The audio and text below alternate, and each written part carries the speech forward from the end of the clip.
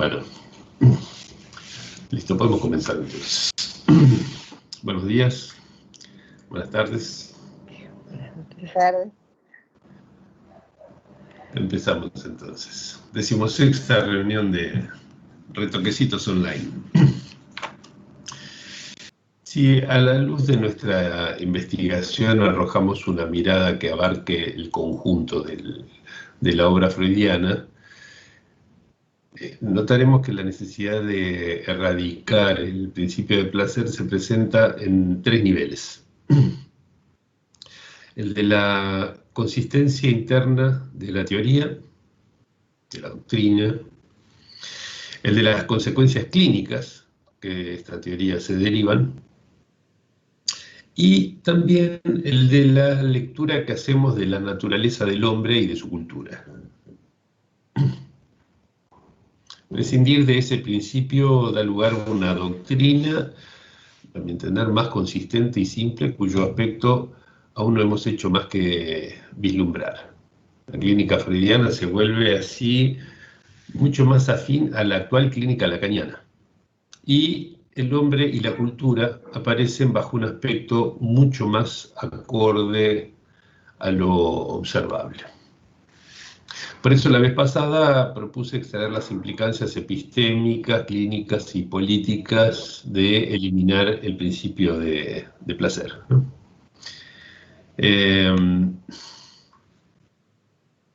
Hoy reuniré los principales resultados de nuestro trabajo en la primera de estas 3 rúbricas y dejaré para la última reunión, la vez que viene, las otras 2. Entonces, en el nivel doctrinario, ese temprano equívoco que marcamos de entrada en torno a la noción de economía introdujo una inconsistencia teórica. ¿Hay redistribución con suma constante de las cantidades o hay tendencia al ahorro? ¿Sí? Es decir, afán de descarga en todos lados. ¿Sí? Una de 2.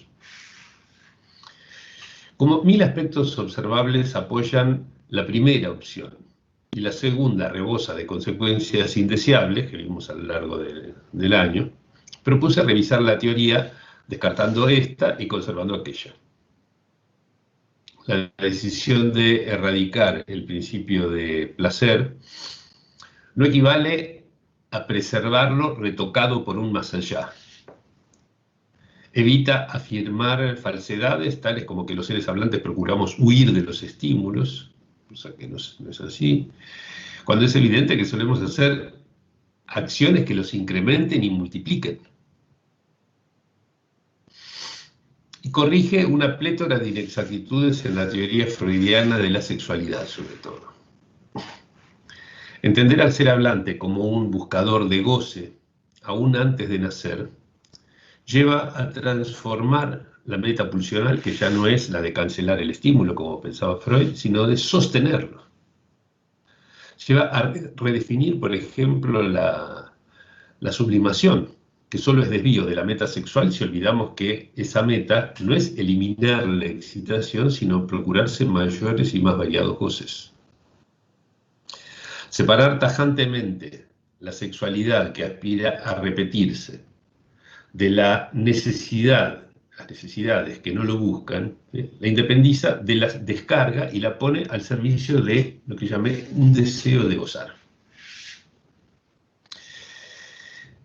Hemos notado que si se elimina de los 3 ensayos todo lo relacionado y derivado del principio del placer, las argumentaciones se simplifican y las observaciones ya no chocan con la teoría. Diego Copo señaló que un principio que obliga a la descarga condena a una vida desinteresada. Me gustó esa expresión.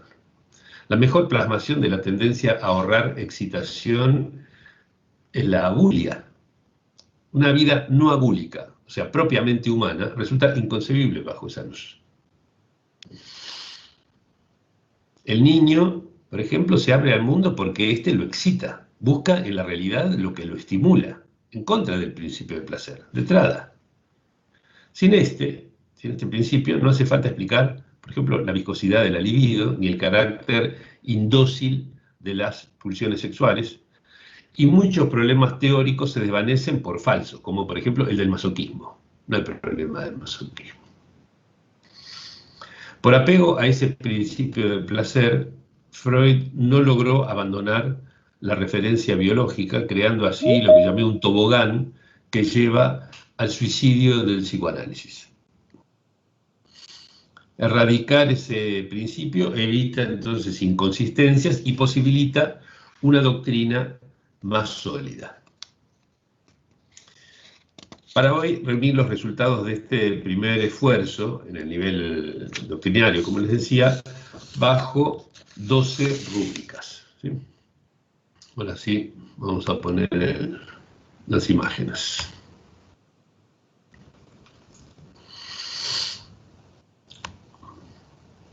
Ahí se ve bien, ¿no? Sí, perfecto.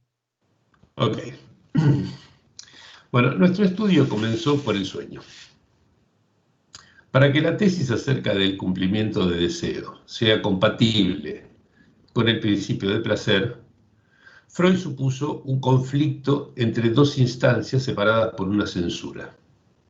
Pero esta suposición es cuestionable. Por ejemplo, vimos que los más horribles deseos escapan a la censura sin desfiguración. Y además lo infantil que excita el sueño son inextinguibles impulsos. Y esto refuerza la impresión de que el deseo en juego es más bien un deseo de gozar. De hecho, también lo discutimos, en los sueños típicos que sugieren postular el complejo de Edipo, esa voluntad de goce queda directamente al desnudo. Y así pudimos mostrar que en el sueño de la Villa Carnicera, supuesto paradigma de la desfiguración onírica, donde Freud y Lacan ven además la clave de la identificación al síntoma y del deseo en la histeria, no hay desfiguración alguna.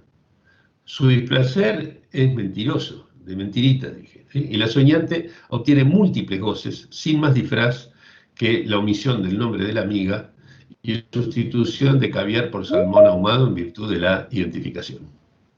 No hay censura burlada ni conflicto entre instancias. Sí hay condensaciones y desplazamientos, y la soñante solo nota que soñó lo que deseaba después de la interpretación, en la que, por otra parte, nada inconsciente se volvió consciente. En esto, entonces, la doctrina cambia mucho. Y la tesis sobre el cumplimiento de deseo, que en Freud admitía excepciones, se torna universal. Eso lo voy a retomar más adelante, es el final. Bueno, esto con respecto al primer punto. En cuanto a las pulsiones, seguimos pensando, como Freud pensaba, que ellas nos mueven. Pero debemos separar su noción de la de necesidad y aceptar la que él rechazaba, la de hambre de estímulo. Tras notar el triste papel que las pulsiones de autoconservación juegan en la doctrina y el hecho de que ni siquiera encajan en la definición freudiana de pulsión, concluimos que no existen y que solo fueron postuladas para introducir conflictos que ajusten el modelo al principio del placer.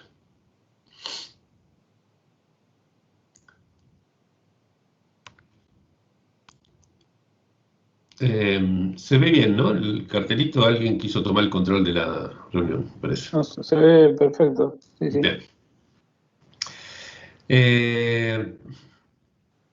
Por ejemplo, en vez de definir el narcisismo como complemento libidinal del egoísmo inherente a la pulsión de autoconservación, que es como lo define Freud, es más exacto decir que el yo es objeto de lust, de goce. ¿Sí? Mucho más sencillo, además. De los 4 componentes de la pulsión, aceptamos que el esfuerzo es su esencia y el objeto lo más variable, como dice Freud, pulsiones y destinos de pulsión, pero su meta no es cancelar el estímulo, ni su fuente tiene por qué ser un lugar del cuerpo. Y aún puede ser innecesario suponer que haya una fuente. Los destinos pulsionales son entonces modos de alcanzar la meta, no variedades de una defensa contraria. De entrada, por ejemplo, los niños quieren ser acariciados y cuidados y piden más y más excitaciones, ¿sí? O sea que el ansia de goce es algo fundamental, primario, ¿sí? La sexualidad empieza incluso antes de nacer y no tiene lazo forzoso con la reproducción ni con ninguna necesidad. Su paradigma, que para Freud es el chupeteo, ¿sí? No busca satisfacción, por ejemplo. Lo único que hay es un deseo de gozar eternamente.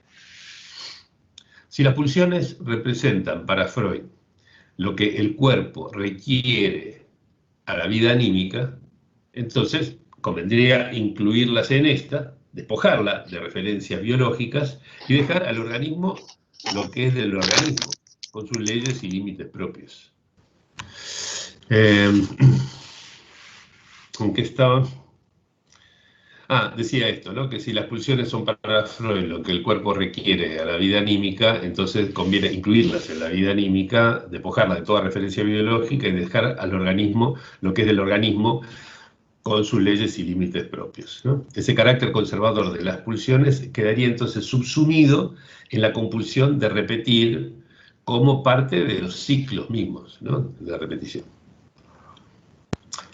Así como para Freud, ese carácter conservador arroja sombras sobre la pulsión de vida, nuestra crítica cuestiona por su base la pulsión de muerte, pues no hallamos pulsión que esté desligada del deseo de gozar, ¿sí? Y si le sacamos, digamos, ese componente biológico, no nos queda ese carácter que le otorga Freud. Por lo tanto, la conclusión sería que toda pulsión es sexual, justo al revés de lo que dice Lacan en Posición del Inconsciente, ¿no? Para el cual virtualmente toda pulsión es pulsión de muerte, ¿no? O sea que, en definitiva, revisar estas cuestiones no solamente nos plantea un psicoanálisis no euclidiano de Freud, digamos, ¿no? Sino que tiene ciertas consecuencias también respecto de cómo leer cuestiones de Lacan o que modifica incluso algunas cosas introducidas por Lacan. En fin. Bueno, paso entonces a la tercera de estas rúbricas, que es dolor y displacer. Por imaginar entre esas dos cosas un lazo necesario, Freud no logra explicar, por ejemplo, cómo un pensamiento puede causar dolor y no displacer, ¿sí? Su error nace de creer que proviene del exterior la cantidad responsable del dolor. Huir de él y evitar excitaciones le parecen signos de esa inexistente tendencia a la descarga, ¿sí? Es más, según él, la vivencia de dolor nos inclinaría a hacer como si el objeto hostil no existiera, ¿no? A cerrar los ojos, al estilo avestruz, ¿sí? Pero eso no cuadra con formas conocidas de su secuela, ¿sí? Por ejemplo, nos queda el resquemor o el odio, incluso el afán de venganza, que no tiene nada que ver con la política del avestruz, como le llamábamos. Esto nos llevó entonces a cuestionar la defensa primaria, que es además el primer modelo de la represión basado en un principio biológico, ¿sí? Tampoco aceptamos derivar el odio de la repulsa del yo a los estímulos exteriores, ¿sí? Porque no existe tal repulsa, ¿sí? El ser hablante es un Lustsucher, esto está en Freud, un incansable buscador de voces, ¿sí? Solo en 1924, Freud, el texto sobre el masoquismo, ¿no? Freud notó que placer y displacer son cualidades que no pueden referirse al aumento o disminución de una cantidad, ¿sí? Que en verdad tocan a las peculiaridades del gusto y no hay principio cuantitativo que lo regule universalmente, no tienen ley, ¿sí? Es una pena que poco después él haya olvidado este hallazgo suyo, meses después, ¿no? En la división Síntoma de Angustia. Bueno, reuní en una rúbrica vivencia de satisfacción, deseo y alucinación primaria, porque Freud están ligadas de entrada, ¿sí? Pero verdaderamente hemos reinterpretado las tres cosas, ¿sí? Para empezar, cuando algo molesta al bebé y otro lo auxilia, ¿sí? ¿En qué consiste la vivencia de satisfacción? ¿Sí? Para Freud es que se canceló el estímulo displacentero, ¿no es cierto? Pero lo que yo les hacía notar es que al mamar, chupetear, tragar, ser acariciado y mirado con dulzura, el bebé recibe 1000 estímulos agradables. Y esto tiene, como dice Freud, hondas consecuencias, ¿sí? Pero no por el fin de la molestia, sino por la irrupción de todos esos goces, ¿sí? Ya que solo así se explican, entre otras cosas, la depresión anaclítica y el hospitalismo, de lo que hablaba Spitz, ¿no? Lo discutimos en su momento. Cancelar la perturbación no satisface nada, no es una vivencia de satisfacción, ¿sí? Lo prueban, por ejemplo, el afán de chupetear sin apetito y la resistencia a dormir aunque se cierren los ojos. Esa vivencia, además, pensada de esta manera, puede tener lugar en cualquier momento de la vida, no es algo inicial, marcante del inicio, ¿sí? Análogamente, si bien Freud pesca que las ocasiones típicas de la angustia, 3 ocasiones típicas de la angustia infantil, remiten todas a la añoranza de la persona amada, fíjense, él la lee como el peligro de que ésta ya no colme sus necesidades y así aumente la tensión perturbadora, es decir, que lo deje en banda, digamos, ¿no? O sea que se debería esa añoranza al apremio de la vida y al desvalimiento biológico, ¿sí? Pero a mi entender es mucho más razonable derivada del deseo de gozar, que se ve así interrumpido, amenazado, ¿sí? Que además ese es el saldo lógico de la vivencia mencionada. Y esto, además, impide definirla por la satisfacción. Según Freud, además, el deseo desemboca en una alucinación primaria. Eso ya está desde el proyecto de 1895, ¿sí? Y si bien al comienzo, cuando discutíamos el proyecto, la pusimos en duda, y además el propio Freud, en el complemento metapsicológico a la doctrina de los sueños, la matiza mucho, esa alucinación primaria, luego, al final, le incluimos en un mecanismo más amplio del que voy a hablar cuando esté terminando la reunión, con la aclaración de que para que el deseo se anime, no hace falta que resurja la molestia inicial. El deseo puede estar todo el tiempo, no es necesario que aparezca ninguna molestia, ¿sí? El deseo es una excitación incesante que una satisfacción no tiene por qué liquidar, ¿sí? Y por lo tanto, no lo rige el principio del placer, ni tampoco lo explica su más allá, ¿sí? Bueno.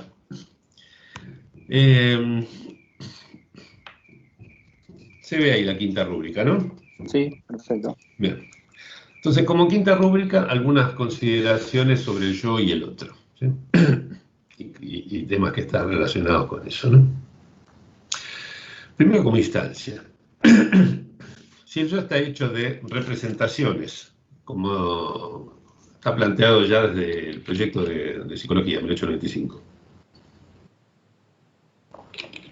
Si está hecho de representaciones cuya investidura se conserva, se tiene constante, digamos, esta instancia se opone al principio del placer y también a su más allá, porque además no está al servicio de la repetición.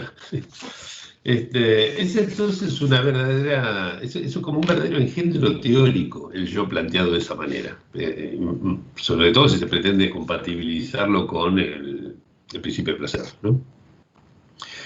Según Freud, su investidura serviría para arrancarnos del reposo y hacer lo que la vida requiera, ¿no? Porque, como decía Diego, si fuera por el principio del placer, estaríamos abúlicos, tirados, sin hacer nada, ¿no es cierto? Nos moriríamos de hambre porque no iríamos ni a la heladera a buscar la comida, ¿sí? Pero en realidad eso lleva a confundir otra vez el aparato psíquico con el organismo. Son dos cosas que ahí se mezclan mal.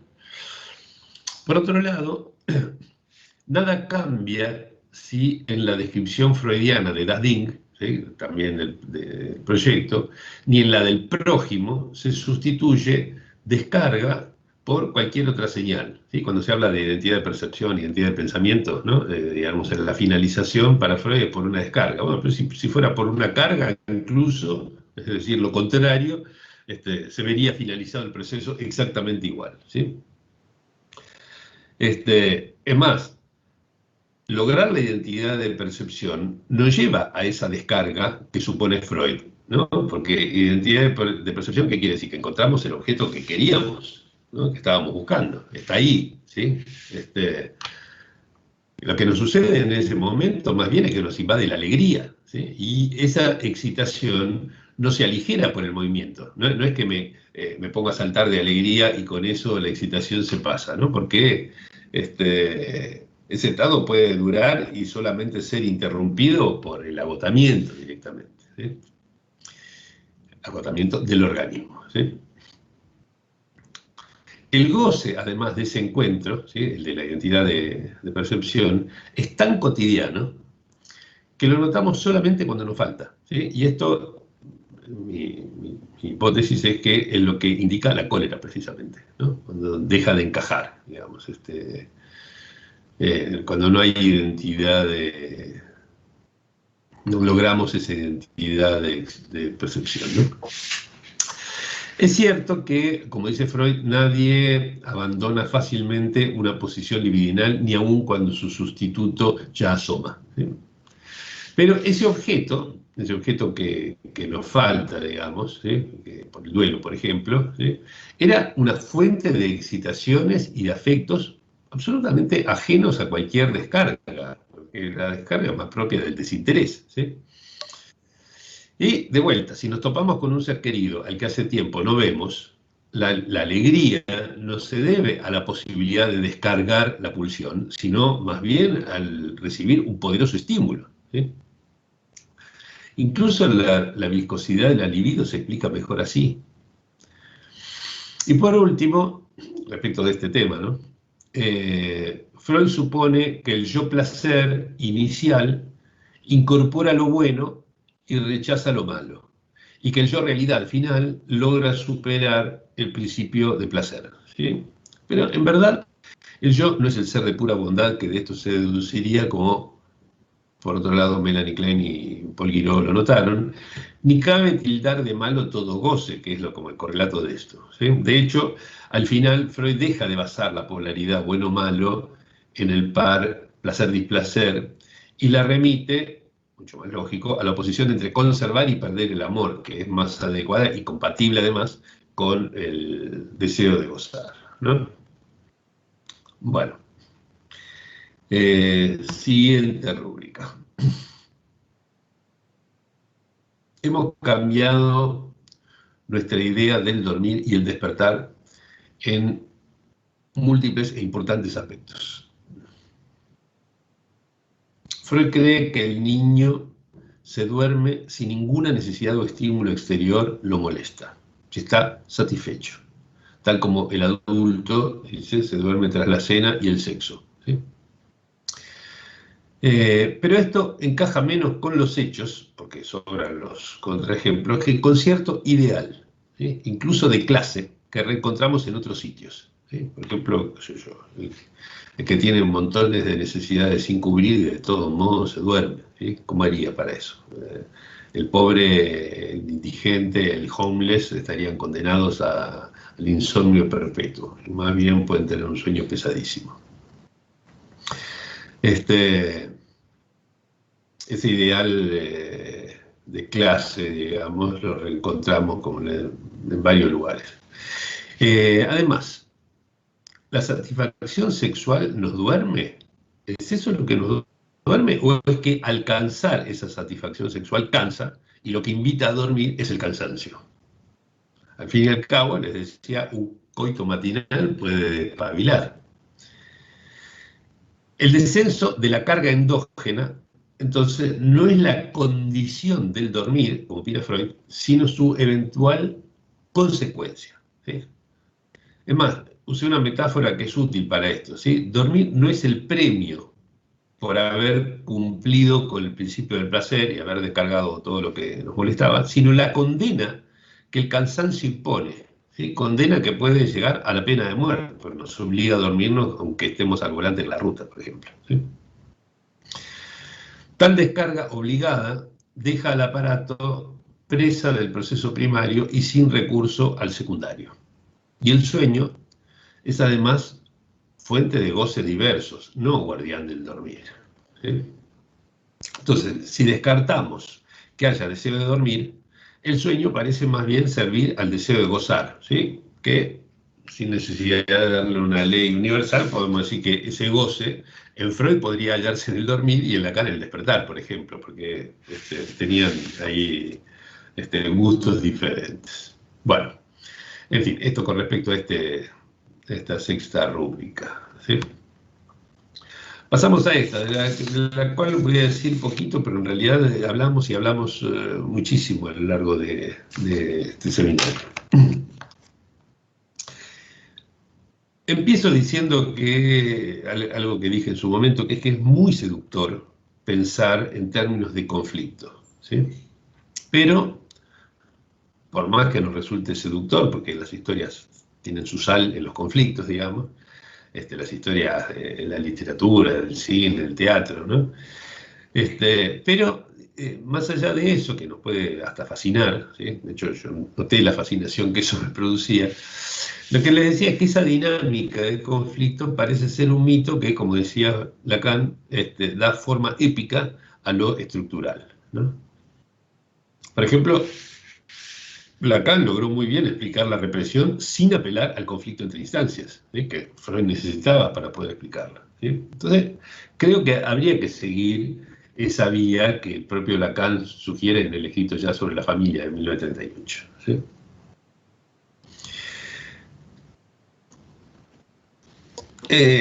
Entiende conceder, digamos, cierto beneficio a la propuesta freudiana, ¿sí? En un momento dije que una economía libidinal, cuando es binaria, ¿sí? Cuando hay dos términos nomás en juego en una economía libidinal, eso equivale a dos vasos comunicantes y por lo tanto es asimilable a un conflicto. Más de uno es menos de otro, gana uno, pierde el otro, ¿no es cierto? Como en un conflicto, ¿sí? Pero solamente si es una economía binaria, y no siempre ese es el caso, ¿sí? Freud, por otro lado, achaca la represión al conflicto del yo con la pulsión, ¿sí? En el caso de que satisfacer la pulsión pueda causar un displacer, ¿sí? Pero, como toda satisfacción, teóricamente, según el principio del placer, debería ser placentera, porque es una descarga, imagina que place aquí y displace allá, lo cual lo lleva a presuponer una distinción tópica, una diferenciación de lugares, nacida de una represión primordial, que a su vez carece de justificación, porque no nace de ningún conflicto, ¿sí? Y además una tercera hipótesis inmotivada, que es la contrainvestidura, ¿sí? O sea, parecen verdaderamente, cuando releía mis notas de todo el año, me hacía acordar a los epiciclos de Ptolomeo, ¿no? No sé si ustedes saben lo que pasó con Ptolomeo, ¿no? Pero tratando de ajustar la idea de que el círculo era la forma perfecta y que todos los astros por arriba de la Luna tenían que ser incorruptibles y por lo tanto perfectos, las órbitas se suponían que tenían que ser esféricas. Y por supuesto había un montón de cosas que no tenían órbitas esféricas. Entonces, ¿cómo se las arreglaba Ptolomeo? Imaginaba que había órbitas circulares, pero que sobre el círculo había un circulito que seguía dando vueltas, y sobre ese circulito era otro círculo, etc. Esos eran los epiciclos, ¿no? Entonces, combinando montones de círculos, lograban hacer, qué sé yo, algo tan sencillo, por ejemplo, como una elipse, ¿no? Que sería así según las leyes de Kepler. Pero bueno, hubo que pasar un tiempo. Pero acá, digamos, Freud se ve necesitado a agregar una hipótesis, una nueva hipótesis, una tercera hipótesis, todas ellas que parecen inmotivadas solamente para sostener que hay principio del placer, ¿no? Me impactó esto. Ese modelo, además, principio de placer más represión, empaña la lectura clínica, así como los epiciclos empañaban la lectura del cielo en los astrónomos, ¿sí?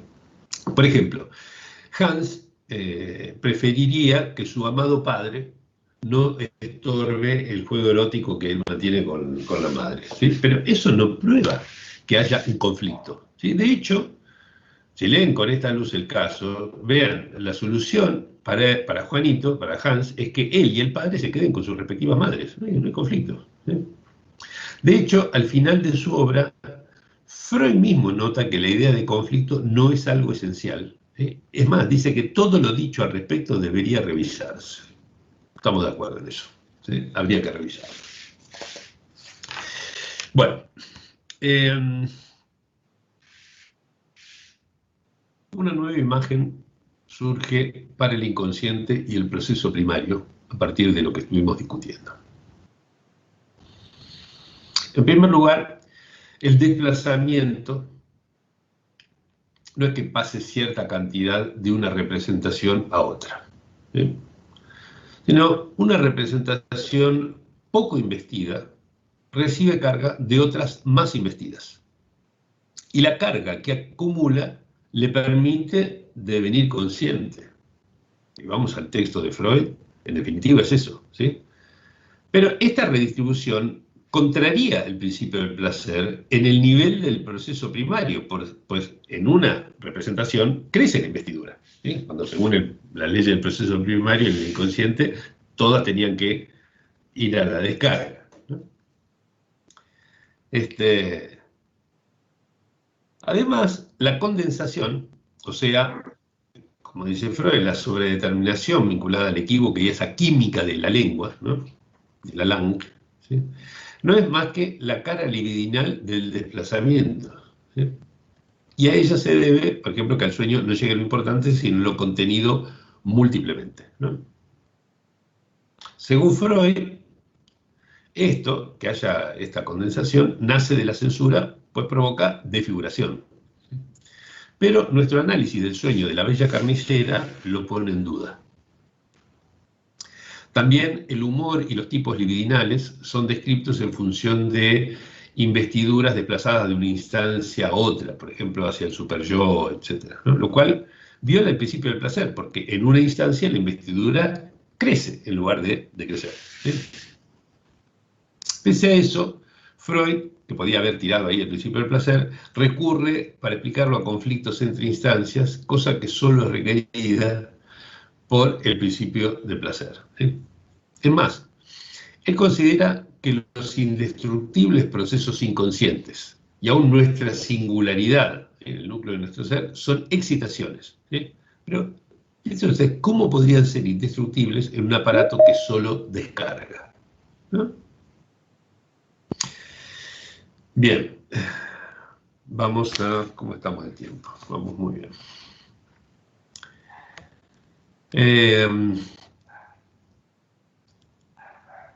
Novena rúbrica. Juego infantil y chiste. El libro sobre el chiste introduce una expresión que vamos a ver hasta en la sopa a partir de allí, que es la expresión Lustgewinn, ¿sí? Ganancia de placer. Mitad pleonasmo, mitad oxímoron, ¿no? Porque mitad pleonasmo porque el placer es ganancia para el aparato, ¿sí? Y mitad oxímoron porque el placer es pérdida de cantidad, ¿no? Es una expresión rarísima realmente, ¿no? Esa expresión, además, lo vimos cada vez que aparecía, ¿sí? Reaparece en todo aquello que, sin que Freud lo note, contraría su principio del placer, ¿sí? Por ejemplo, satisfacción del síntoma, sexualidad, masoquismo, etc., ¿no? Y cada vez que aparece, empaña su elucidación de la economía del chiste, ¿sí? Por ejemplo, en el libro sobre el chiste y después más adelante en el texto sobre el humor, en el medio, en las conferencias, en todo lado, ¿sí? Porque en la economía del chiste, la condensación, dice Freud, provoca un ahorro, cuando en verdad no implica ahorro, sino una mera redistribución, ¿sí? Que es el otro sentido de la palabra economía, ¿no? Redistribución con suma constante, ¿sí? Pero no hay ahorro, que sería la tendencia a la descarga. Según él, además, la ganancia de placer, esta es la expresión, ¿no? La ganancia de placer en el chiste equivale al gasto psíquico ahorrado al levantarse una inhibición. Pero que el chiste sortee la inhibición significa que la excitación fue desviada y la burló. Y eso no es un ahorro, porque para seguir otro camino, la excitación, si somos coherentes con Freud, debe forzar una facilitación que exige un gasto. Peor aún, la inhibición es esto es importante notarlo, la inhibición supuesta, digamos, en esa teoría del chiste, es una hipótesis solo necesaria para sostener que hay un conflicto entre instancias. Y Freud, además, nunca da otra prueba de esa inhibición que su fracaso, o sea, cuando no existe. Mientras que, por el contrario, la facilitación creada se constata en cada chiste, porque es el cruce que se hace de un sentido al otro, por ejemplo, ¿sí? A través del equívoco. Y a eso se deben se deben tanto el goce que nos causa el chiste como el requisito de que nos sorprenda, es decir, que no tenemos el mismo goce cuando ya la facilitación fue hecha porque lo escuchamos otra vez, ese chiste, ¿no? En suma, ese Lustgewinn, esa ganancia de goce, no surge de un ahorro, sino más bien surge en concomitancia con un gasto de facilitación, lo cual, a su vez, restablece el paralelo freudiano, dado por él en los 3 ensayos, ¿sí?, entre Lustgewinn, es decir, ganancia de goce, y Vorlust, es decir, el placer previo, el goce preorgásmico, ¿sí? O sea que ese goce preorgásmico no nace de ahorrar gastos de inhibición, sino de mantener e incrementar excitaciones. El goce de la langue, ¿sí?, que con otros nombres Freud nota en la raíz del chiste, no es achacable a ese ahorro. Porque, por ejemplo, por hipótesis, no hay inhibición en el bebé, sino que se debe a que el ser hablante, ya desde el bebé, es un Lustsucher, ¿sí?, es decir, un incansable buscador de goce, ¿sí? De hecho, cuando Freud propone que la meta del chiste es la excitación de placer, otra expresión rarísima, excitación de placer, separa placer y descarga, porque supuestamente el placer era la desexcitación, ¿no? ¿Cómo es esto? Excitación de placer, ¿no? Es lo mismo que ganancia de placer, ¿no? Ahí está separando, divorciando, digamos, placer y descarga, ¿no? Y algo muy parecido ocurre en el juego infantil. Voy a decir pocas cosas ahora porque hay otras que voy a retomar después, pero Freud, por ejemplo, subraya el goce, en el juego infantil, ¿no?, subraya el goce de su eterna repetición, ¿no?, esto que hacen los chicos de repetir y repetir el juego, sobre todo, él mismo lo nota, cuando causa un displacer extremo, ¿sí?, un displacer que puede incluso retornar en los sueños de los niños, ¿sí? Pero él supone que de esa manera se descarga la intensidad de la vivencia, ¿no? Como si, ¿no?, la vivencia fue tan intensa que es necesario jugar para descargarla, ¿sí? El problema es que si se lo piensa así, eso llevaría a jugar repitiendo solamente lo displacentero, ¿sí? Porque lo placentero ya sería una descarga y por lo tanto no hay nada que descargar. Entonces no hay nada de qué jugar, ¿no? Sería que solamente jugamos al estilo masoquista. Hay algo que no va, digamos, realmente ahí. Hay otro problema más, pero que lo voy a dejar para el final cuando hable del Fordal. Bueno, eso con respecto a esta 9ª rúbrica. Vamos a la 10ª, el trauma, ¿sí? Tema de la conversación que viene en lugar de la jornada de la EOL de este año.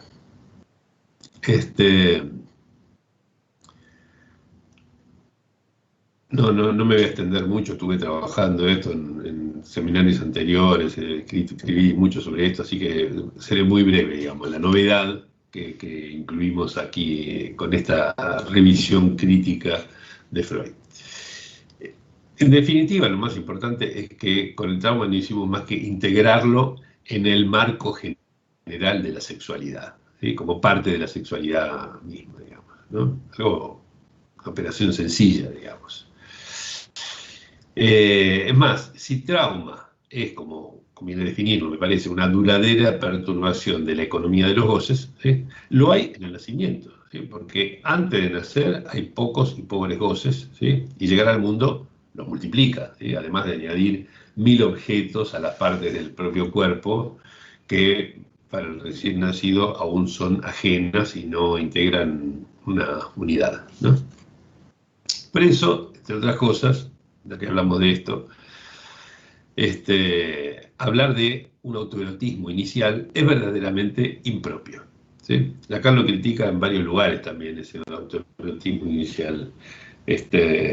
Para una charla que tengo que dar en Málaga este sábado, va en Málaga, entre comillas, ¿no?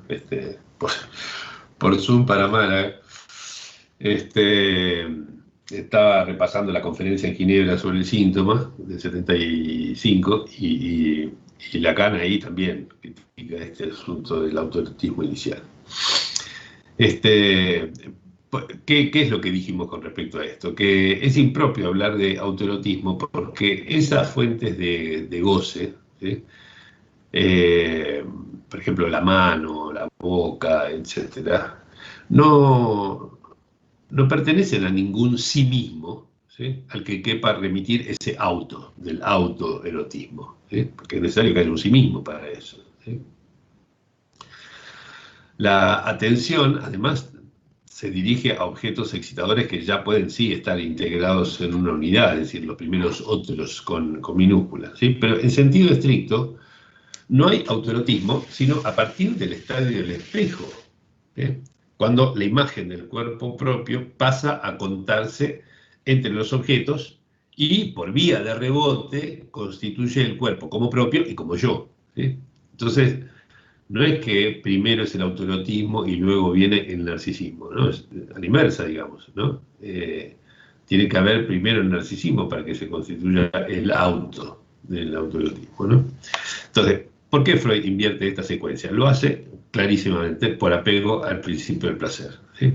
Incluso llega a decir que es la excesiva investidura del yo la que derrama la libido sobre los objetos. O sea, es como si acumuláramos libido sobre nosotros, en el narcisismo, ¿no? Y ya tanta libido sobre nosotros mismos rebosa y finalmente, no queda otra más que empezar a derramar la libido sobre los objetos, y por eso es que pasamos del narcisismo al amor de objeto, cuando la relación del recién nacido con el otro es algo patente, ¿sí?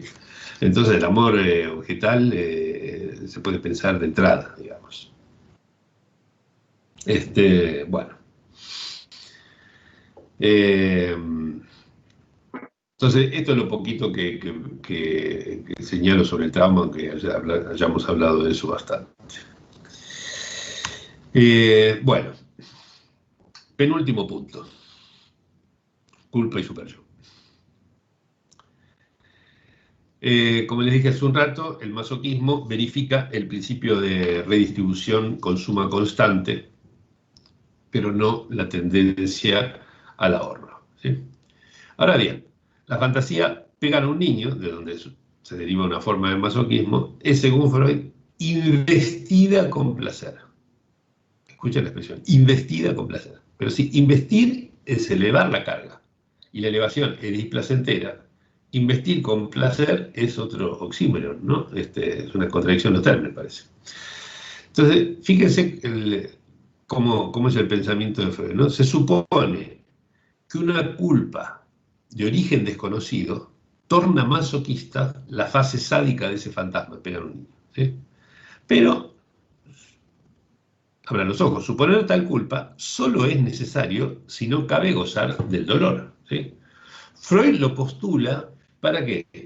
Para que otra satisfacción, en este caso la de la necesidad de castigo, compense con una balanza el sufrimiento causado por el masoquismo y así se salve el principio del placer. ¿Se dan cuenta cuál es la operación de Freud? Tiene que, digamos, como las cuentas no le cierran, tiene que crear esa necesidad de castigo, una satisfacción en la necesidad de castigo para que eso compense el displacer, el sufrimiento masoquista y que se salve su principio de placer. Es otro epiciclo más al estilo de Tolomeo, ¿sí? Sin el principio del placer, toda esa suposición es innecesaria. Y el sentimiento inconsciente de culpa, creado para conciliar las observaciones con él, cae, ¿sí? Con ese principio del placer, ¿no? Cae. Freud lo usa, ese sentimiento inconsciente de culpa, para que el sadismo que él comprende pueda transmudarse en un masoquismo que él no comprende porque defiende ese principio, si no, no tendría problema para entenderlo, ¿sí? Y como no sabe de dónde surge la culpa, la adjudica al super yo, cuya necesidad entonces pusimos en duda ya de fin del año pasado, vengo diciéndolo. La segunda tópica le da a ese super yo la función de censor, ¿sí? Pero sin principio de placer, eso no hace falta, no necesitamos suponer una censura. Ya lo dije al estudiar el sueño. Freud lo apoya además en el delirio de ser observado, ¿sí? Para justificar su super yo, ¿sí? Pero también vimos con Clérambault que ese automatismo mental no critica ni censura, ¿sí? Y eso resta peso entonces al argumento, ¿sí? Porque la función tendría que ser crítica, ¿sí? Y al final, lo que queda es que el superyo solamente cumpliría la función de los padres por la vía de la identificación, para lo cual, con el concepto de identificación, alcanzaba, ¿sí? Pero eso puede no ser más que una réplica indicial, de las que voy a hablar enseguida, ¿no? Hasta ahora no mencioné esa expresión, ya lo voy a explicar. Un poco de paciencia, por favor. Entonces se sigue, ¿no? Digamos, el derrotero conceptual de Freud. Es verdaderamente un epiciclo sobre otro epiciclo sobre otro epiciclo, ¿no? Para explicar el goce en el dolor y la reacción terapéutica negativa, Freud recurre a la biología y a un sentimiento inconsciente de culpa, vestido, como decía, de necesidad de castigo, ¿sí? Pero, pregunto, ¿para qué suponerla si el carácter conservador de las pulsiones ya explica esa reacción? O sea, si la pulsión se satisfacía en una posición liminal, en una fijación anterior, y hay algo, por ejemplo, el análisis quiere arrancar eso de allí, obviamente que hay algo allí que se resiste a abandonar la posición, ¿no? Porque el deseo de gozar es inextinguible, ¿no? Al final de su obra, Freud desliza que el sentimiento de culpa podría no ser sino una variedad de la angustia, ¿sí? Yo la verdad que no he visto que esto haya sido explorado lo suficiente, y está muy bueno, porque podríamos olvidarnos entonces del sentimiento de culpa y quedarnos con la angustia en con distintos colores o sabores, digamos, ¿no? Variedades. Es impactante, yo esto no recordaba ese razonamiento que Freud explicita, ¿sí? Que solo de la resistencia Freud haya derivado conciencia de culpa, necesidad de castigo, super yo severo, masoquismo inmanente, reacción terapéutica negativa y dinámica conflictual, ¿sí? O sea que todo esto deberá ser reformulado si junto con el principio del placer eliminamos la noción de resistencia, ¿no? Que, como decía Lacan, es solamente un asunto del analista por empujar en una dirección, que no tiene por qué hacerlo, ¿no? Bueno. Ok. Entonces paso a esta última. Se ve ahí, ¿no? ¿Se escucha bien? ¿Se ve bien? Sí, ¿Réplica inicial? perfecto. Sí, perfecto. Gracias. Bueno, este es el término nuevo que les dije, mencioné recién, y que ahora voy a explicar. Muy bien, despacito, digamos. Bueno, tuve mis vacilaciones antes de meter esta expresión ahí, porque no me gusta inventar expresiones. Si existe algo, digamos, que se pueda utilizar o reutilizar o reciclar, prefiero, digamos, utilizar, ustedes ven en estas rúbricas que puse, son todos términos que están en Freud, acá, en todos lados, ¿no? Pero este año, la verdad que me vi obligado a hacerlo un par de veces, ¿sí?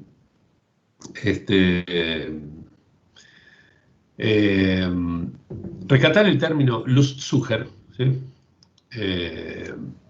Es un apax, aparece una sola vez en todas las obras de Freud, ¿sí? Freud lo rechaza, ¿no? Es un término que Freud rechaza al hablar del chiste, ¿sí? Pero eso en realidad no fue un invento, digamos, porque porque está ahí en Freud, ¿no? Lo utilicé mucho, pero es un término que aparece nombrado por Freud para decir esto no existe. Bueno, yo digo existe y lo utilicé con esa, ¿no? Con esa forma que Freud rechaza. Lo que sí fue un invento fue reemplazar hambre de estímulo, otra expresión que Freud también rechaza, ¿sí? Rechaza las dos cosas por el principio del placer, obviamente, ¿sí? Reemplazar hambre de estímulo por deseo de gozar, ¿sí? Eso sí, deseo de gozar no es algo que, una expresión corriente, digamos, y simplifica verdaderamente y unifica además un montón de cosas de la doctrina, ¿sí? Y después también hablé de respuesta mimética, ¿sí? Pero por suerte Silvia Guiso, de Brasil, me hizo ver que esa expresión había sido ya usada en otro sentido, muy distinto, ¿sí? Y como tampoco me convencía a mí la expresión que yo había utilizado para eso, la reemplacé ahora, en estos días, por esta que propuse, réplica indicial, ¿sí? Ahora voy a tratar de justificarla, digamos. ¿Por qué ese nombre? ¿Qué quiero decir con eso? Por eso es que dejé para el final la cuestión del juego del Fordá, porque ahí es donde creo que queda más claro, digamos, esto. Entonces, repaso, ¿sí? ¿Se acuerdan? El juego del Fordá, ¿no? La madre del niño, de este niño chiquito, se va y viene, sale, vuelve a entrar, etc. Y él le hace un juego que simbólicamente representa lo mismo, ¿no? Arroja un carretel con un hilo, lo tira otra vez, lo recupera, ¿sí? Cuando lo arroja dice for, cuando lo recupera dice da. Obviamente muchas más veces lo tiran que recuperarlo, porque es más fácil tirarlo que volver a agarrarlo, es un nene chiquito, y por lo tanto, claramente es un juego más allá del principio del placer. Bueno, ahí es donde Freud trabaja ese juego en esencia, ¿sí? 1920. Bueno, entonces Freud nota que el niño siente satisfacción tanto al arrojar el carretel como al recuperarlo, ¿sí? Entonces son gestos, por lo menos el primero, digamos, que es contrario al principio del placer, y que simbolizan los dos la penosa partida de la madre y su anhelado regreso, ¿no? Ahora, lo conocemos tanto que a veces no nos damos cuenta de lo esencial, ¿sí? Noten que el niño no repite la ida y vuelta de ella, no puede hacer que decir la madre andate, volvé, andate, volvé, andate, volvé. Lo que hace no es repetir la ida y vuelta de la madre, digamos, ¿sí? Sino lo que repite es su propio gesto con el carretel, ¿sí? Tirarlo, agarrarlo, eso es lo que se repite, ¿sí? Y esos gestos replican ese vaivén, ahí está la réplica, ¿sí? Replican ese vaivén en dos sentidos del término, ¿sí? Replicar es responder y también es copiar, ¿sí? O sea, una réplica, como cuando hablamos de derecho a réplicas, ¿no? Es que se puede responder, ¿sí? ¿Ok? Pero además una réplica de una obra de arte es una copia, ¿sí? Por supuesto. Pero digo, cuando se habla de réplica de una obra de arte se lo confunde con mímesis porque tiende a ser una copia fiel de la obra de arte, ¿no es cierto? Pero la copia, la réplica, digamos, en el juego del Fordá, no es una mímesis, ¿sí? Por eso es que no me gustaba la expresión anterior, porque solo se apoya en indicios, ¿sí? O sea, en cosas que indican la existencia de otras a partir de algo mínimo, como por ejemplo la alternancia cerca-lejos, es lo único, ¿sí? En este caso. Por eso es que uso la expresión réplica indicial, ¿sí? Porque no es una réplica mimética, ¿sí? Eso toma solamente algunos indicios, ¿sí? Y eso es lo que luego se repetirá. Pero la réplica, ¿sí? Es decir, la respuesta, ¿sí? Copia solo algunos indicios, ¿sí? Por eso réplica indicial. Bueno, Freud, hablando de estas cosas, notó que al estímulo que irrumpe y aumenta la excitación, tal como un trauma, por ejemplo, ¿sí? Se responde creando una investidura contraria que eleva el nivel de carga. O sea, fíjense ustedes, en contra del principio del placer, porque por el principio del placer tendría que bajar el nivel de carga. O sea que el trauma contraría el principio del placer. Y la respuesta, ¿sí? También contraría el principio del placer, ¿sí? Ahora, ¿qué es lo que dispara la repetición? ¿Sí? No la acción traumática, sino la respuesta indicial. Lo que se repite es esa réplica indicial, ¿sí? Otro ejemplo. En la neurosis traumática, ¿sí? Por ejemplo, el tipo que fue a la guerra y cerca de él cayó una bomba, ¿no es cierto? Y después pasa todas las noches a soñar que es la misma situación donde cae la bomba y mueren un montón de compañeros, etc., ¿no? Entonces, la situación ocasionadora reaparece en sueños angustiantes, ¿sí? Por supuesto que toman en cuenta algunas cosas, algunos indicios de lo que era esa situación, ¿sí? Dónde estaba, quiénes estaban, algunos detalles, digamos, ¿sí? Eh, Antes de cualquier repetición, ¿sí? Entonces hay un primer sueño, ¿sí? Que replica lo ocurrido en base a ciertos índices de eso que ocurrió, ¿sí? Y luego, lo que se repite no es la situación originadora, digamos, la situación ocasionadora, ¿sí? Lo que se repite es el primer sueño. Es el primer sueño, es una vez y otra vez y otra vez. O sea, lo que se repite, ¿qué es? La réplica inicial, ¿sí? O sea, lo que se repite es lo mismo que se repetía en el juego infantil. O sea, se repetía el primer for, ¿no? Roja, for, ¿sí? Y luego otra vez y otra vez. Lo que se repite no es la situación de que va y viene la madre. Lo que se repite no es la situación de que cae otra vez la bomba. No es que cada vez que el tipo se va a dormir le cae una bomba. No, se repite el sueño de la caída de la bomba, ¿no es cierto? Y eso que se repite entonces es la réplica inicial, basada en ciertos indicios. No es una mímesis de lo otro. Por eso es que empecé a ver que esta estructura tiene tela, como se decía antiguamente, ¿sí? Y por eso me parece que merece tener un nombre que la distinga, digamos. Por ejemplo, Freud dice que los sueños que repiten traumas adultos o infantiles no cumplen un deseo, ¿sí? Pero si nosotros nos olvidamos del principio del placer, ¿sí?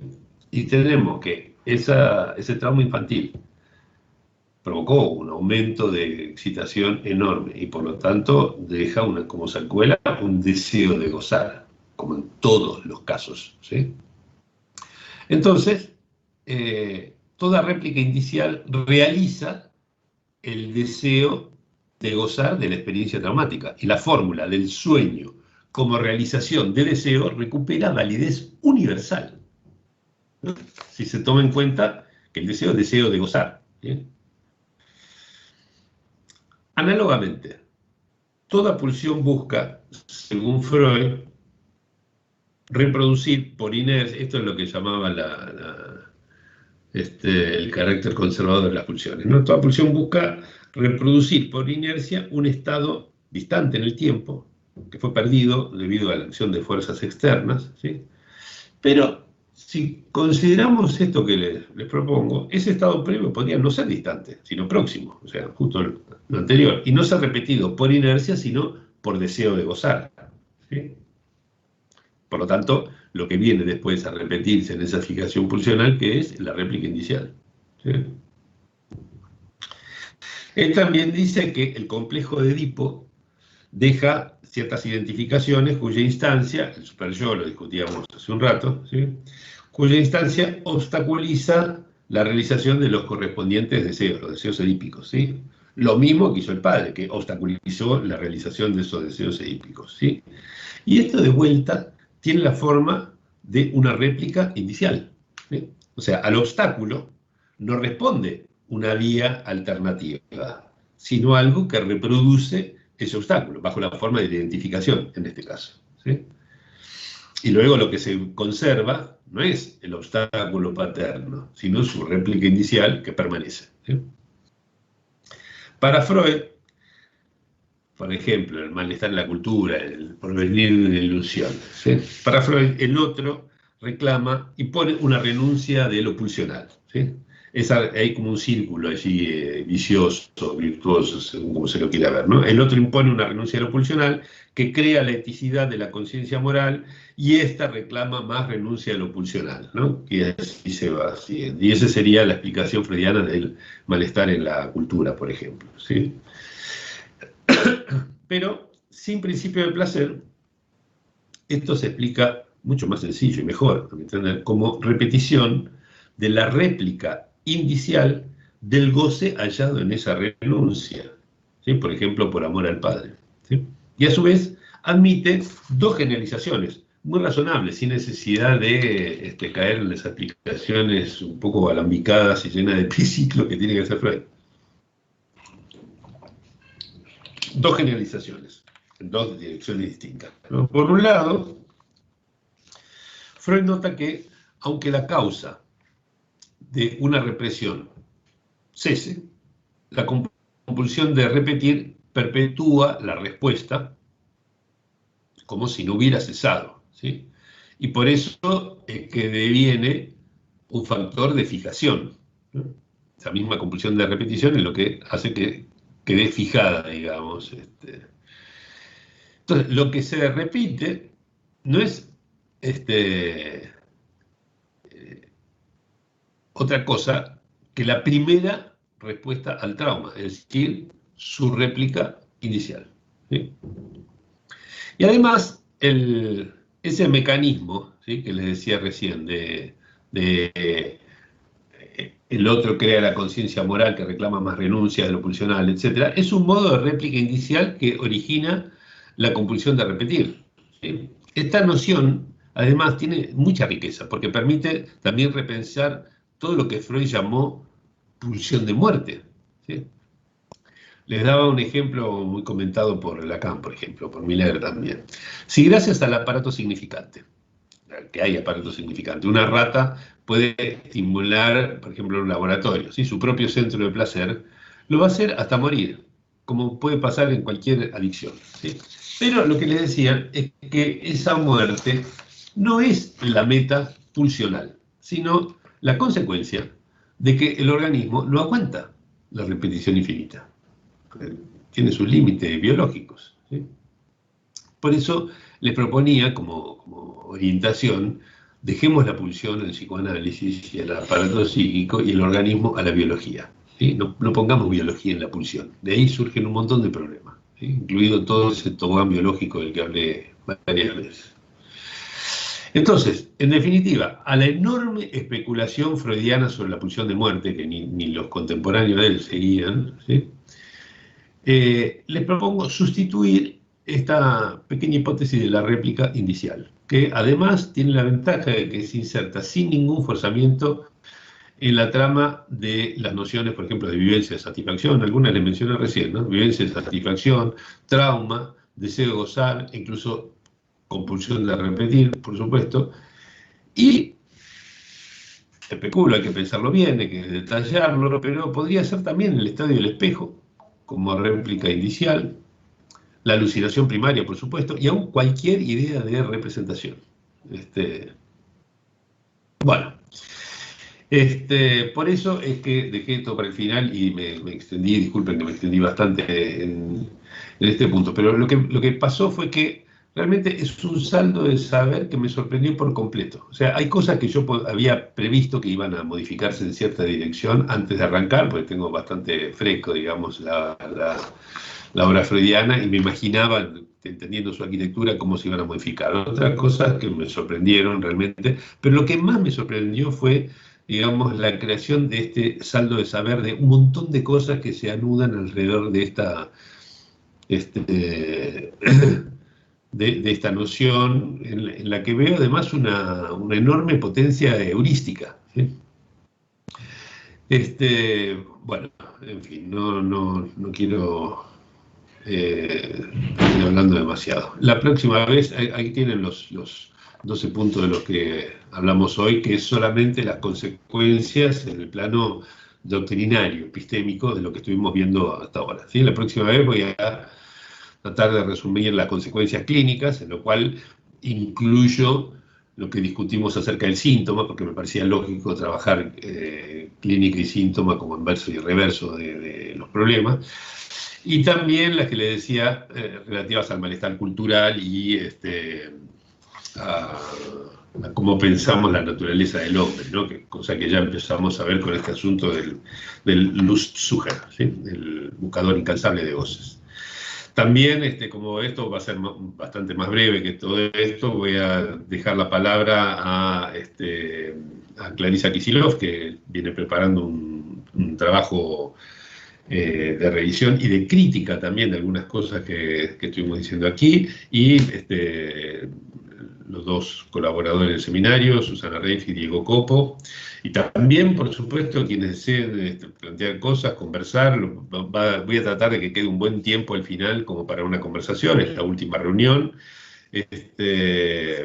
Así que, bueno, los espero en 2 semanas. Voy a sacar esto, así ya podemos discutir.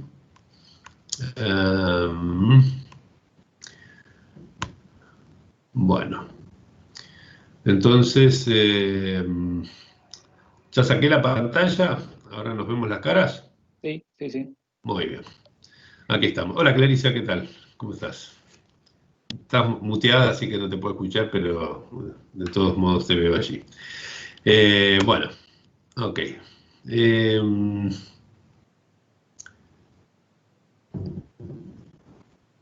Puedo ¿Querés hablar, Clarisa? decir unas pequeñitas cosas. Dale.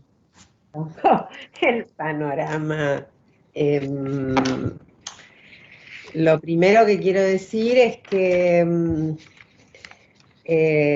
me gustaría escucharte desde la perspectiva, el punto de vista político de esto. Uh-huh. Porque mover a Freud no es poca cosa, lo digo en general, no solamente en el seno de la MP, sino en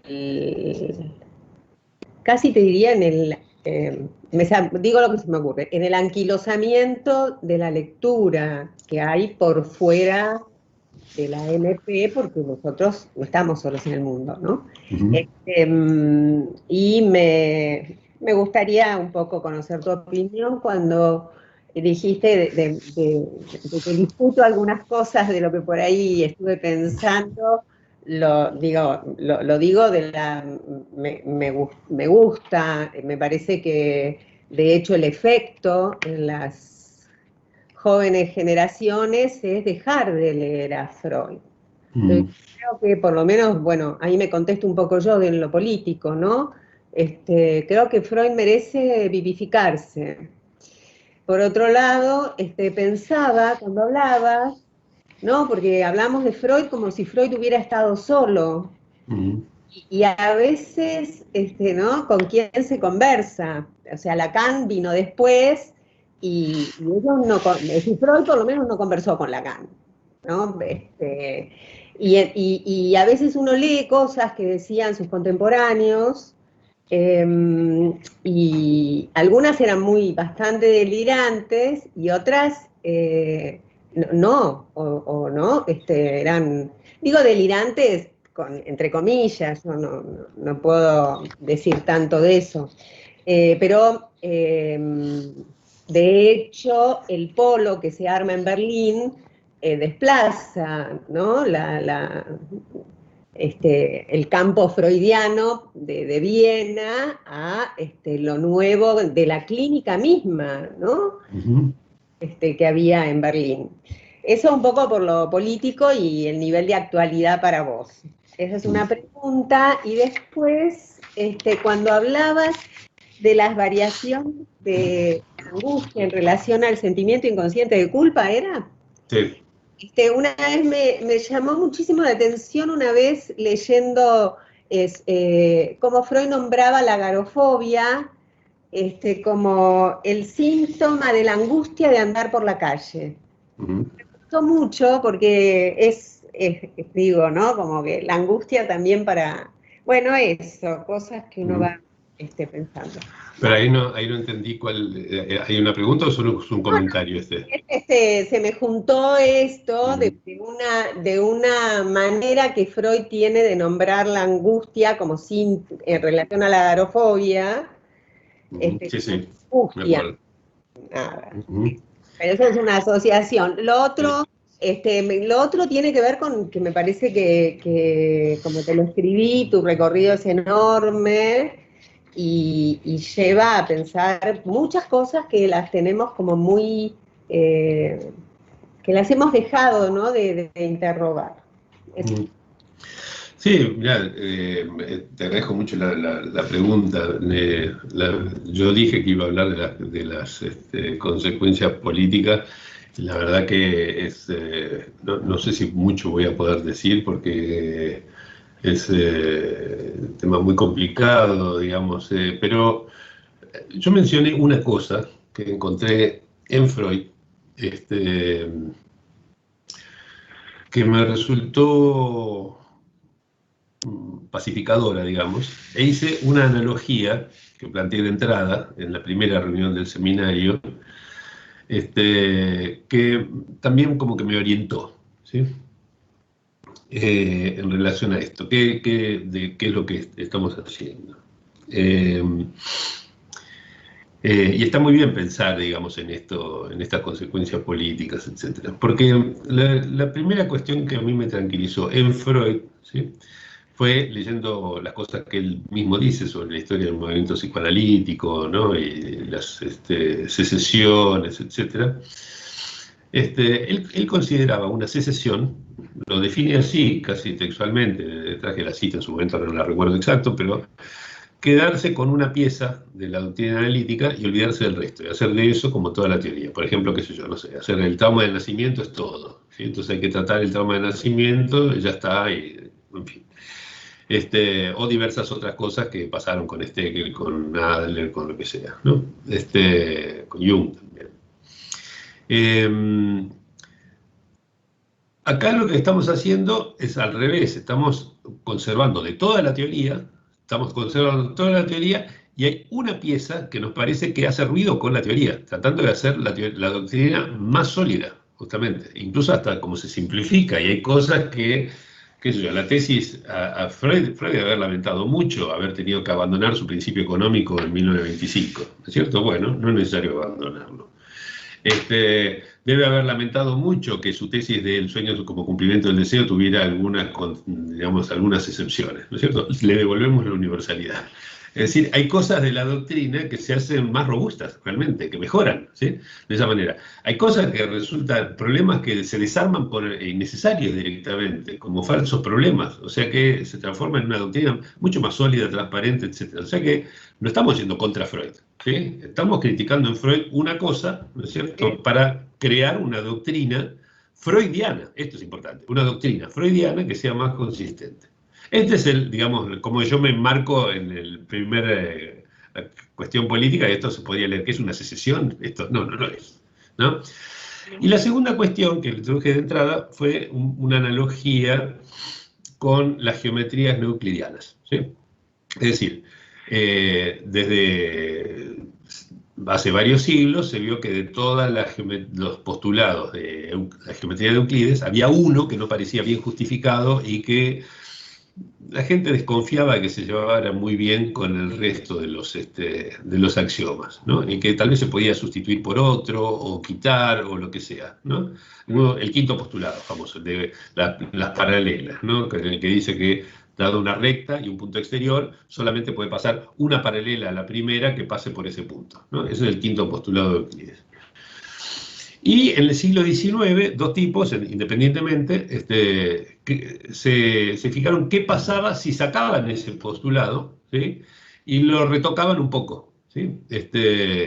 Y construyeron dos geometrías diferentes, ¿sí?, absolutamente coherentes, consistentes, ¿no es cierto?, que mostraban, digamos, otra manera de ver el mundo, etcétera, muy diferentes a partir de eso, ¿sí?, como si fueran ejercicios intelectuales. Ahora resulta ser que en 1900 y pico, principio del siglo XX, cuando Einstein se pone a hacer la 915 debe haber sido más o menos, la relatividad general, se da cuenta de que el espacio-tiempo donde vivimos, ¿sí?, que tiene 4 dimensiones, una es el tiempo, ¿sí?, el espacio-tiempo tiene una geometría no euclidiana, mucho más parecida a una de lo que estos dos delirantes del siglo XIX imaginaron, que a la de Euclides, por ejemplo, ¿no?, que solamente vale cuando los cuerpos son chiquitos, no tienen mucha masa, las velocidades son pequeñas, no van las cosas muy rápido, ¿no es cierto?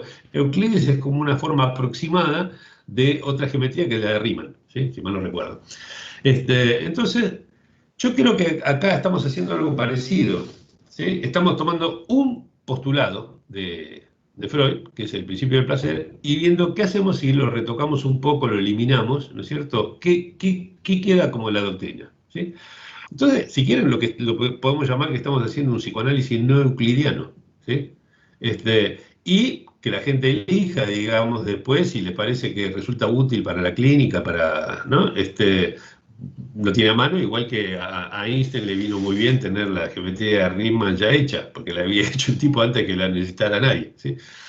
Entonces, en este sentido, veo dos cosas que me tranquilizan un poco, ¿sí? Pero por supuesto, yo vengo desde hace muchos años, con mucha delicadeza, poniendo cierta tela de juicio sobre algunas cositas, ¿sí?, tratando de salir un poco de ese aspecto religioso, ¿no?, esa tendencia al silencio, ¿no es cierto?, que Lacan mismo denunció en 1956 como lo que era el tenor de la IPA, ¿sí?, y para lo cual instituyó el PASE, creó una escuela, etcétera, ¿sí? Bueno, yo lo estoy tratando de hacer con estos pequeños retoquecitos, es decir, digamos, no tomar como palabra santa lo que dijo Freud, Klein, Lacan, etcétera, porque eso es la muerte del psicoanálisis por suicidio, ¿sí?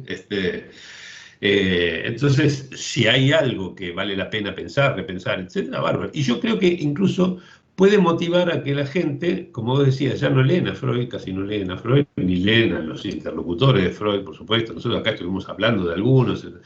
Susana Reif presentó un trabajo hablando de Melanie Klein, de Winnicott, hablamos de las cartas con Ferenczi en algún momento, en fin. Digamos, hay cosas re interesantes para todo eso. Quizás esto hasta estimule, digamos, volver a leer a Freud, porque hoy en día, la verdad que la mayoría de la gente, no voy a decir todos, pero casi nadie lee a Freud, ¿sí? Y es fundamental, porque sin eso no tenés el lenguaje con el cual está hablando Lacan, ¿sí? Y no tenés, sin eso no entendés qué teoría propia está haciendo Miller, que no es la misma que la de Lacan, que no es la misma que de Freud. Tenés que saber todo eso para entenderlo. Entonces, me parece que quizás una consecuencia política puede ser esa, digamos. También pueden venir a lincharme porque, con el Ku Klux Klan, porque cómo se me va a ocurrir a mí poner a cuestionar una cosa así. Pero bueno, qué sé yo, son gajes del oficio, digamos. No, pero, o sea, yo lo digo porque me gusta esto, porque Sí, hay muchas cosas que uno lee y religiosamente las cree, ¿no? Así en un acto de fe, pero cuando empezás a pensar, ¿no? O sea, por eso estoy acá en el seminario, pero lo que quiero decir es que, bueno, nada, eso. No, se entiende muy bien. Me interesa además, yo te quiero hacer una pregunta a vos, Clarisa, porque yo sé que vos tenés digamos, Freud es como de tu familia, digamos, ¿no? Lo tenés tan incorporado, tenés tanto laburo con Freud, no te hagas sí, ¿no? mil cosas no entendía y la repetía cual loro. Sí, pero digo, vos que tenés tanta familiaridad con Freud, que lo has trabajado tanto, ¿sí? ¿Qué efecto te produce a vos, digamos? No, a mí me gustó mucho y por eso en lo que escribí, lo primero, digamos, el punto de vista económico, el conflicto, bueno, todas esas cosas que me hacían, siempre me hicieron obstáculo y hay muchas, ¿no? Bueno, ahora estamos, ¿cómo se llama?, conmemorando más allá del principio del placer y, ¿no?, y el giro de los años 20. Digamos, con todo esto, bueno, ¿no? No sé bien. no quiero hablar tampoco, pero lo que Hay quiero una decir, noche de biblioteca que se va a hacer sobre claro, más allá del principio de placer. ¿Cuándo es? Ahora este mes, ¿no? El 19.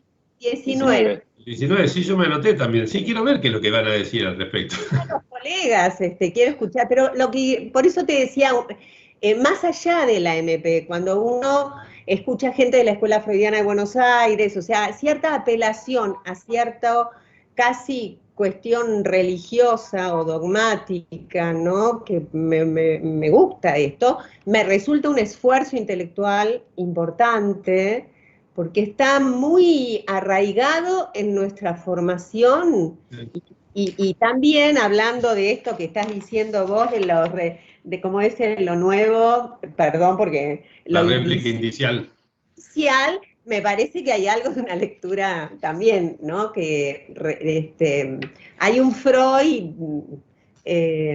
bueno, hay un Freud que merece, creo que Mazota también, ¿no? Es una lectura que ha dejado más allá el principio del placer y todo esto como muy en el eje, y me gusta correr un poco el eje para repensarnos, y bueno, eso.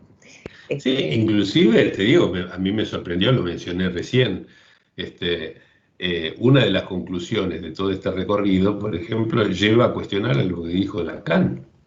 ¿Sí? O sea, para Lacan, toda pulsión es pulsión de muerte. Sí. Virtualmente, dice, ¿no? En posición del inconsciente. ¿Sí? A nosotros lo que nos queda es justo al revés. Toda pulsión es pulsión sexual.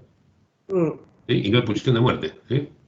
En fin, digo, o sea, hay cosas ahí que ya trascienden, digamos, lo que es el límite del freudismo, ¿no? Y de cómo leer a Freud, sino que, en fin, creo que, bueno, en fin, hay mucho trabajo por hacer. A mí lo que me parece que está bueno es que, como no es repetir lo mismo que se dice siempre, nos obliga a pensar algo, ¿sí? Ya eso tiene un efecto, ya eso airea. Claro, pensar no viene mal. Alguien creo que había levantado la mano, no sé si estaba anotado por ahí. O pongan directamente el micrófono, pero no nos queda mucho tiempo. Susana estaba por Susana. ahí, dale, Susana. Sí, justo porque lo que decía Clarisa es algo que yo estaba pensando para la próxima, que lo quería reducir así. En nuestra lectura de Freud, del seminario, a mí por lo menos se me presentan como dos líneas. Por un lado, en los textos y en el trabajo hecho, ¿no? Por un lado, el que escribe es el buscador incansable de goces, y por otro lado, el que escribe es el moderado. Cuando nosotros hacemos una lectura fácil, digamos, a la que estamos acostumbrados, que nos adormece, como vos dijiste al principio, uno pierde de vista las contradicciones y lo que aparece en los intersticios entre lo que para mí es una lectura desde un buscador de goces incansable y por el otro lado la moderación. Porque todo el tiempo es como Freud y Freud, o distintos Freud. No es uno que tiene... Es impresionante cómo él quiere de alguna manera en lo que estamos leyendo sujetar o ir contra eso del buscador incansable de goces. Pero se le escapa todo el tiempo. Y eso me parece que es una experiencia de lectura para nosotros, algo que nos conmueva, que nos saque del... Pero bueno, lo quería decir porque justo era algo que está en la línea de lo que dice Clarisa. Más allá de las consecuencias políticas, bueno, qué sé yo, eso ya, no. Lo tomo de la buena manera. Por supuesto, sí, totalmente. Sí. En el sentido de ponerse a volver a discutir algunas cosas y no hacer esto de ya sabemos qué interesante y bueno. Claro, no, cuando yo me hago este comentario, justamente la línea de lo que dice Clarisa, ¿no? ¿Cuánto complica a veces la lectura, la bajada política o la bajada de lo que resulta sencillo? No es sencillo volver a revisar la teoría, porque, por ejemplo, si uno piensa el ansia, de lo que habíamos hablado, por lo menos yo cuando presenté mi trabajo, el ansia versus la moderación. Y digo entonces, si el ansia uno lo puede pensar en relación al goce, y entonces ahí empiezan los ataques de ansiedad, el dolor y el desplacer, el sentimiento de culpa. Bueno, ya es como un montón para mí, para revisar, ¿no? Bueno. Sí, sí, sí. Sí, el nuestro se transforma así en un Freud mucho más kleiniano, ¿no? Como en relación a lo que vos te habías traído, ¿sí? Mucho Pero, más así vinculado a esas cosas terribles, ¿no? pero Más Klein que... es una hereje y una loca, me ha llegado a decir en la facultad. Una alumna me dijo una vez cuando tenían que hacer la devolución de la materia, una alumna me dijo: gracias por hacerme ver que Klein no es una loca. Bueno, no sé si alguien más quiere tomar la palabra, estamos medio sobre la hora, pero tenemos unos minutitos más. Tal vez Diego, ¿no? Que estabas por ahí, me pareció en algún momento a punto de decir algo. No, sí, yo siempre digamos, me aparecen cuestiones, bueno, en relación a lo que decía Clarisa, yo creo que la cuestión de la diferencia entre lo que es la crítica interna y la crítica externa a las teorías es fundamental. Eh, Hay que conocer bien a los autores para desde ahí adentro llevar sus hipótesis hasta los límites, y eso es una crítica interna. En general se tiene mala fama la crítica, o simple fama, porque decimos que criticamos a alguien porque no nos gusta lo que dice. Cuando hacemos crítica interna, no me acuerdo si eso lo desarrolla Lefebvre o algún estudioso que en todo caso me voy a fijar bien quién es, pero no es algo que se dice así nomás. O sea, está teorizado, que es cómo evolucionan las teorías. Porque o evoluciona la teoría o viene el dogma externo y la ideología. Entonces, cada problema de Freud que nosotros estamos cuestionando, si no se resuelve, puede quedar del lado de un prejuicio en la clínica, de un prejuicio del analista que decimos, la pulsión tiene inercia. ¿Y por qué tiene inercia la pulsión, por ejemplo? Porque lo dijo Freud. Y en relación a la inercia pulsional que vos lo trajiste hoy, Gerardo, me pareció interesante comparándolo con el deseo de gozar. La inercia pulsional puede ser algo como que uno lo sitúa como una descripción. Las pulsiones siempre tienden a lo mismo. Siempre hacemos lo mismo. Tenemos el hábito, ¿no? La costumbre. Es como decir que hay un mecanismo, pero no explicamos por qué es. En cambio, el deseo de gozar se pone en el lugar, por lo menos como hipótesis, de causa, de la inercia. Sí. Entonces, la crítica interna lo que te permite es explicar más. Las teorías tienen que tener un objetivo explicativo, entiendo. Tienen que explicar las cosas, ¿no? Por lo menos como hipótesis.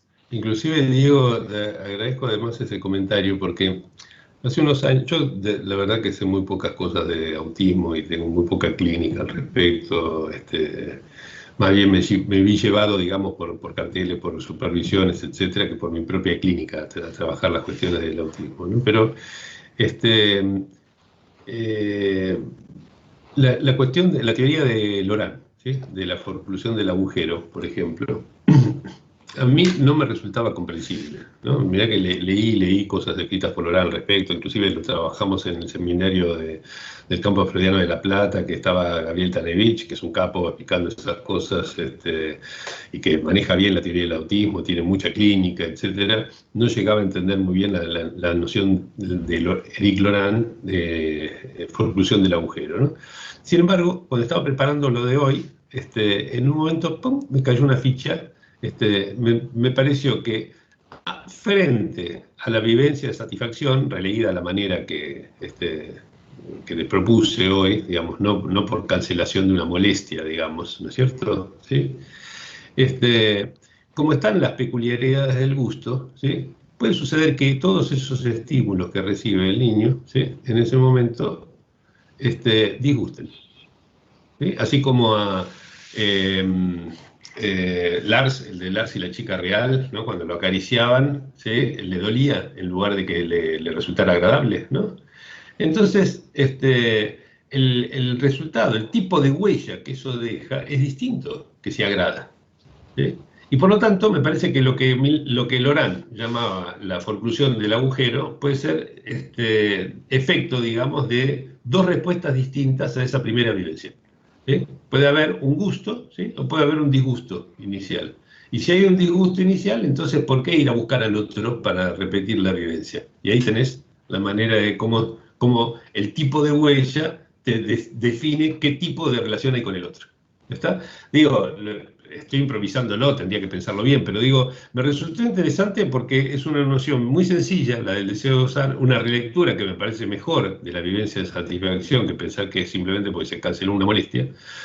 Y me abrió un poco los ojos hacia una teoría novedosa de Laurent, que está en exploración todavía, que nunca había entendido. O sea que creo que tiene algunas cosas interesantes esto, por lo menos para seguir sosteniéndolo.